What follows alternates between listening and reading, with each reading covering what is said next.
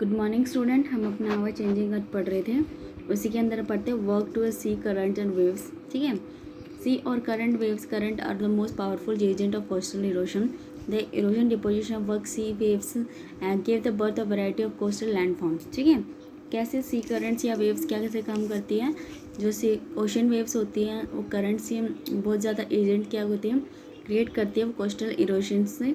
ठीक है, कोस्टल यानी कि किनारे पे। And the erosion and deposition work sea waves give birth a variety of coastal landforms landscapes. ठीक है, क्या होता है डिपोजिशन इरोशन के कारण जो बहुत सारी जो लहरें आती है किसको जन्म देती है, ये बहुत सारी कोस्टल लैंडस्केप को जन्म देती है। इरोशनल लैंडफॉर्म्स को हम पढ़ लेते हैं एक बार।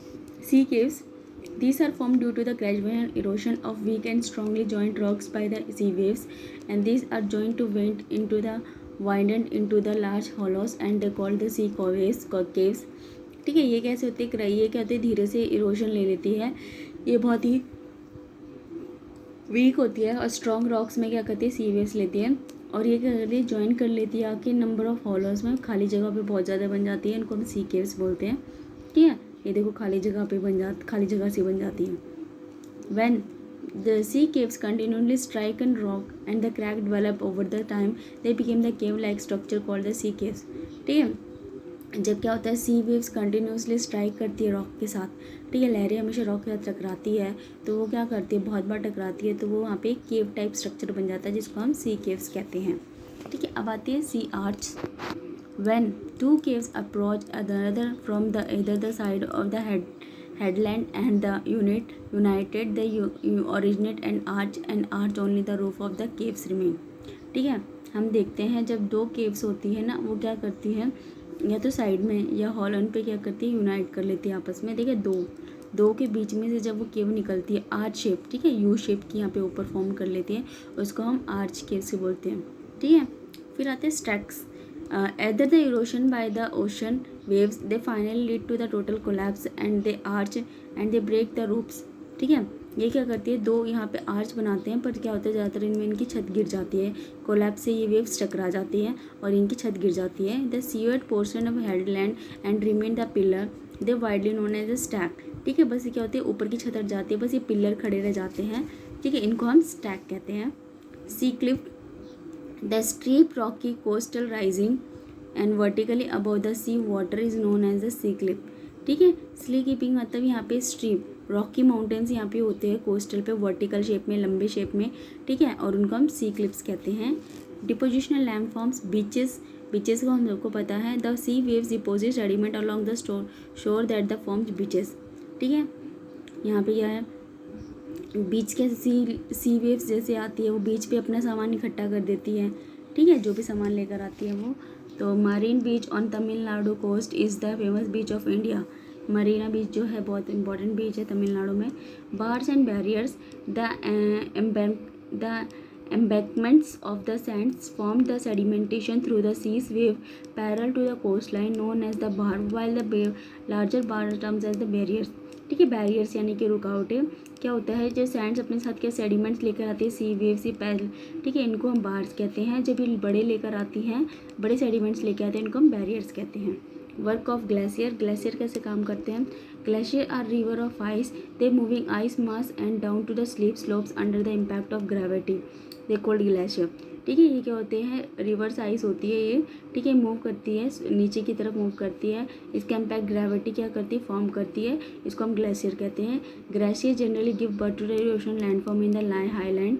ठीक है, ग्लेशियर क्या करती है, किसको जन्म देती है, इरोशन लैंडफॉर्म को जन्म देती है हाईलैंड्स में। While the deposition of landforms in the lower land area. ठीक है, डिपोजिशन क्या करती है, ऊपर से लेकर नीचे की तरफ क्या करती है, इकट्ठा करती है। A glacier erodes like valley by plucking stone and soils.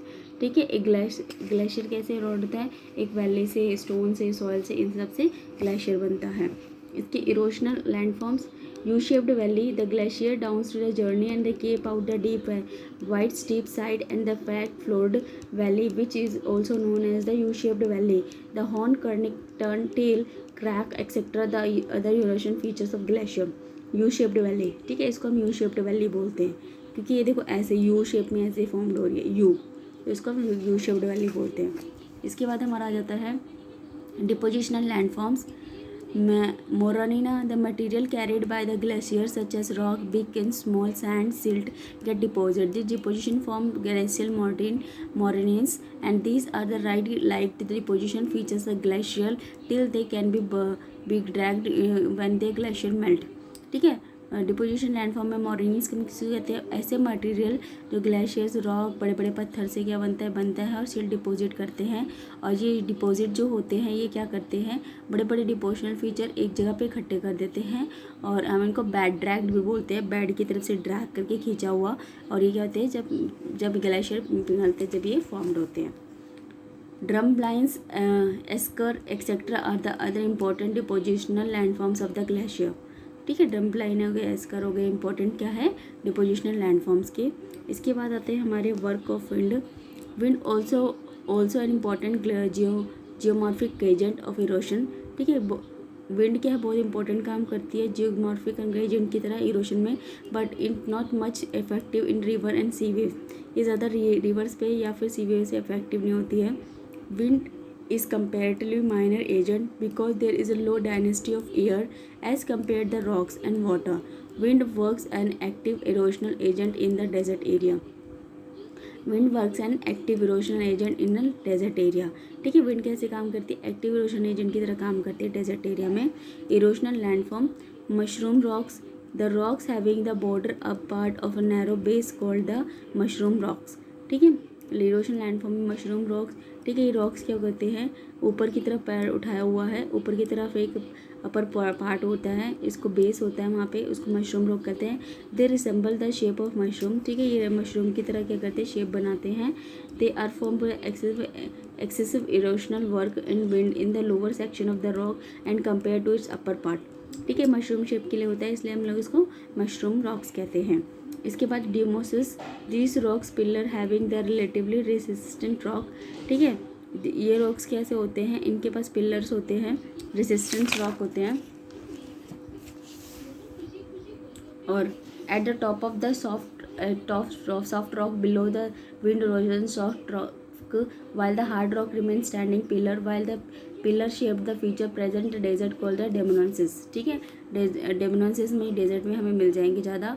Depositional landforms की अगर हम बात कर लेते हैं तो sand dunes, these are the hill sands formed by occlusion of the sand and the shape the movement of the wind. ठीक है, ये किससे शेप्ड होते हैं? मूवमेंट, जो विंड की मूवमेंट्स होते हैं उनसे होते हैं।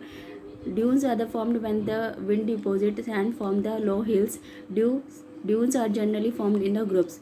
ठीक है, ड्यून जनरली किस में फॉर्म्ड होते हैं? ग्रुप्स में फॉर्म्ड होते हैं। Loess, the fine dust below beyond the dust limit in deposit on the neighbouring land in the area is called loess. ठीक है, यहाँ पे क्या होता है? डस्ट एक जगह से दूसरी जगह डेजर्ट में क्या होती है? डिपोजिट हो जाती है, उसको हम लियोसिस कहते हैं। लियोसिस डिपोजिट जनरली ओकर एट वेरी डिस्टेंस प्लेस। ये बहुत लंबे समय दूर डिस्टेंस प्लेस पे क्या होती है? जनरली क्या होती है? कवर्ड होती है। The sources of area the sediment supply. ठीक है, ये लोइसिस होते हैं। तो आज के लिए इतना ही, यहाँ पे हमारा चैप्टर ख़त्म होता है। Thank you.